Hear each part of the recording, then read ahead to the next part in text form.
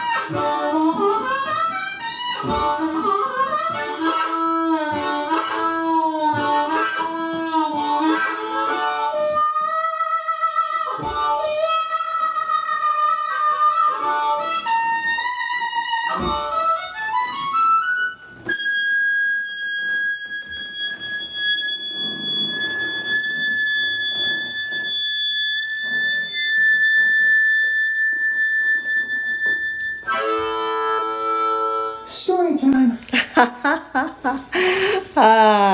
Beautiful, Corky. Story time. All right. I guess you'll be the camera meister.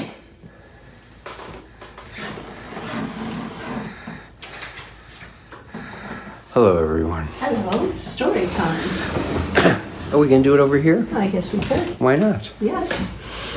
So this is called The Wedding. Guess whose? Holly's going to tell you about the wedding. Yes. Corky and I met Valentine's Day, which was February 14th, 1981. It was an arranged marriage, arranged by the universe. First, before Yes. Holly goes on, Han from Tokyo Oh my goodness. Hello, just Han. joined us. Oh It was my one of the good- most memorable times Oh. of our life was being in Japan. Corky was on tour with Maestro Dutoit Maestro Dutoit. and performing with the fabulous NHK Symphony. And Han was extraordinary Sound designer. sound designer technician, and we became And he worked with Taco. best friends. And, And he he- worked with there- we brought Taco. our sound person with us, Taco, and we had the most extraordinary time. We'll have to tell you that story sometime. But yeah. So it's Kochi Hanzawa. Hello. Han. To you, Han. Okay, so on with the story, Han. So this marriage was arranged indeed, but arranged by the universe. Within minutes after our meeting, Corky said we were going to be spending the rest of our lives together. I thought he was a complete nut. I still think he's a complete nut. But we met again the next morning, and indeed, we've been together ever since. Corky's mom and dad, I must say, were Jewish, and mine were Catholic. We were legally married in this very apartment on New Year's Day in 1984 Though by a Unitarian minister. our actual marriage was the day we met. We met, so that we was always it. That was it. celebrate February 14th. Yeah, that's the real. 1981. That's the real marriage, you know. So, Corky had been studying yoga and meditation for many years before we met. His practice had a lot to do with our extraordinary meeting. We had so many synchronicities and fated circumstances that it was absolutely meant to be from the start. I mean, in the first 20 minutes of meeting her, we were working on a project. It had nothing to do with a date or romance or anything. It was just an art project with other artists. And I turned to her and said, "We're going to be spending the rest of our lives together." That was 20 minutes after meeting. So his practice had a lot to do with our extraordinary meeting. So for our honeymoon, the next day, we decided to go to the ashram in India to honor our marriage. The ashram this very ashram, in fact, was later depicted in the 2010 New York Times best-selling book and later film with Julia Roberts. It was the movie Eat, Pray, Love, about the transformative journey and memoir of Melissa Gilbert. Well, we were giddy with delight for our epic travel to India with thoughts of the Rubaiyat and Omar Khayyam. There was the door in which I found no key. There was the veil through which I might not see. Some talk a while of me and thee, there was, and then no more of thee or me. And what exotic land awaited just 18 flight hours away?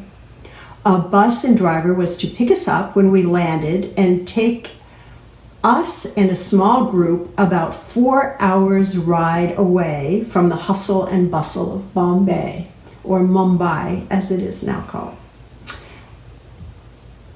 After the last of the luggage has exited from the baggage carousel, I saw that my bag was not forthcoming and it was in fact missing. I went to the airline Lost and Found to report my missing bag. The director of our group said that they make trips every day and transport passengers back and forth, and they will look for my bag and bring it right away to me. It probably was sent on the next flight from Chicago, which wouldn't arrive till the next morning. A gentle young man and friend in our group, who was from the area in India, asked that since I had no luggage and he was greatly overweight and overextenuated with all of his luggage, would I mind taking just one of his bags on our cart? When Corky and I went through the customs office, he asked the reason for our trip, and we said, the big smile, honeymoon. He smiled and asked to see the contents of the bag. Now, this bag was the largest bag I've ever seen in my life. I didn't even know they made bags this big. And it was so heavy, it was incredibly heavy, that Corky and I together could barely lift it onto the table. When the customs official opened the bag, you should have seen the look on the customs official's face, not to mention the look on our faces. The bag was filled with nothing but chocolate. Chocolate of every kind. Lint, Godiva, light, dark, white, every imaginable kind of chocolate. Then the customs official said, "Didn't you bring any clothing?" I said that our bags were lost. It didn't seem like he quite believed me. He said, I can't let you go through with only this giant bag filled with chocolate. It's very suspicious. It's going to cost you a lot to get this through. Well, I was jet lagged. I had no luggage. I had a giant bag of chocolate, and I burst into tears and couldn't stop crying. The official shook his head in disbelief. Okay, just stop crying. Go ahead. You can just go on. We later found out that the young man had brought the chocolates for family and all of the children in the village who would be most delighted to receive these chocolates for the holiday. When we arrived to the ashram, we were immediately taken to a beautiful, bright, and freshly painted room. The bright, now full moon was perfectly framed in a small, clear, stained glass window. The window was surrounded by an ancient, night-blooming jasmine whose delicious fragrance filled the space of the room. We were to stay in this room that was the home of a woman monk who was in another country at the time. There was a large trunk in the room filled with the monk's, Swami's, orange silk saris. I was told I should wear these until my luggage arrived. By the way, we were to stay in India for 2 weeks, and the luggage never arrived. The next morning, Corky and I went down for chai tea and breakfast in the garden. I was dressed, of course, in this bright orange silk sari. People started addressing me as Swamiji, and since they didn't recognize me, they asked, well, what brought me to this ashram? I looked at Corky and answered, we are celebrating our honeymoon. Their mouths dropped open. You could tell they were shocked and bewildered, since swamis don't marry. I think we continued to cause quite a stir and commotion with the married swami and her blues musician husband. And I was also approached many times and asked about the meaning of life. I can imagine them saying, oh, wait till you ask the blonde swami about the meaning of life. It's a riot. But we had a heavenly time. Each person is given a little task at the ashram. Mine was to water the beautiful rose garden in the morning, which was lovely and filled with exotic birds. I received my luggage the same day we left for the States. I'll leave you with a beautiful quote from Gahil Gibran on love. And think not you can direct the course of love. For love, if it finds you worthy, directs your course. Love has no other desire but to fulfill itself. But if you love and must needs have desires, let these be your desires, to melt and be like a running brook that sings its melody to the night, to know the pain of too much tenderness, to be wounded by your own understanding of love, and to bleed willingly and joyfully, to wake at dawn with winged heart and give thanks for another day of loving, to rest at the noon hour and meditate love's ecstasy, to return home at eventide with gratitude, and then to sleep with a prayer for the beloved in your heart and a song of praise upon your lips. And a harmonica upon your lips. If it doesn't have a harmonica in it already.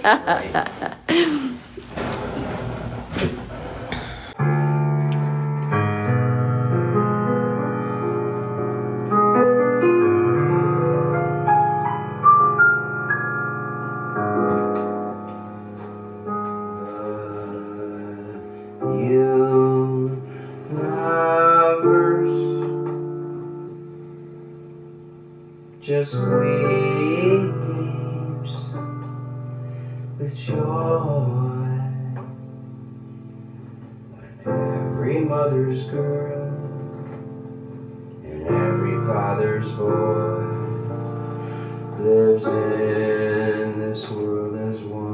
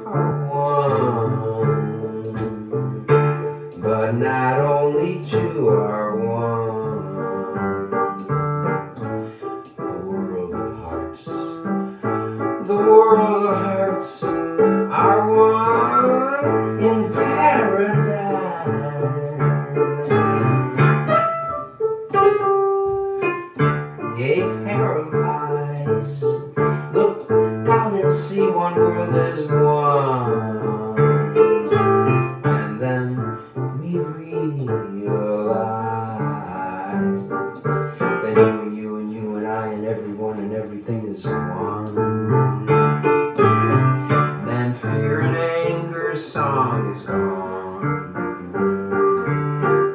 and only love is sung in paradise.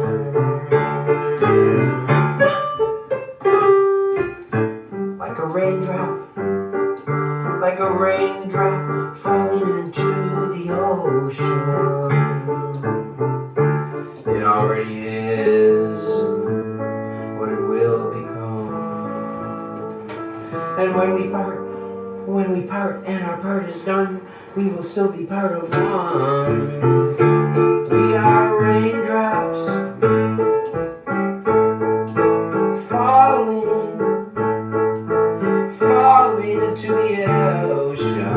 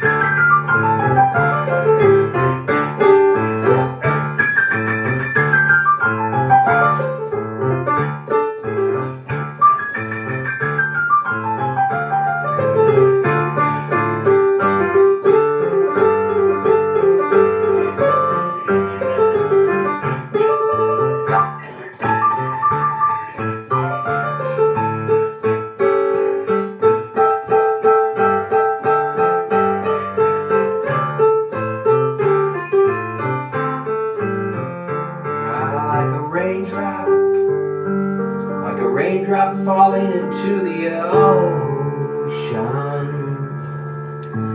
It already is what it will become. And when we part and our part is done, we will still be part of one. We are raindrops. We are all just raindrops. We are raindrops falling back.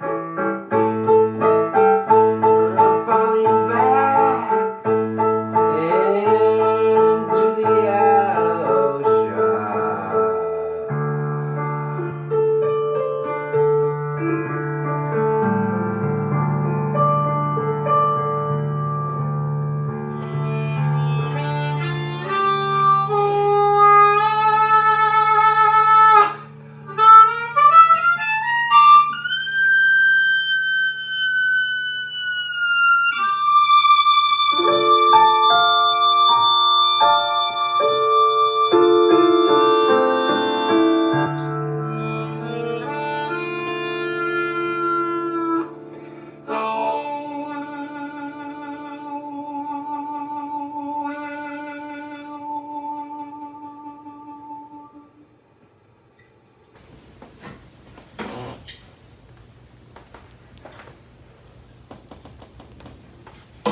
Thank you, everyone. So I got our Zoom up. We could do a Zoom. It's at quirkymusic.com/stream. quirkymusic.com/stream. quirkymusic.com/stream. And we might have a special guest joining us. We might? Oh, did they say something? Yeah, I think so. Maybe. Okay. Okay, All we'll right. see what happens at the Zoom. Anyway, join us for lunch on the Zoom at quirkymusic.com/stream. All right. Have a great week. Bye-bye. Take care. Take Stay care. safe.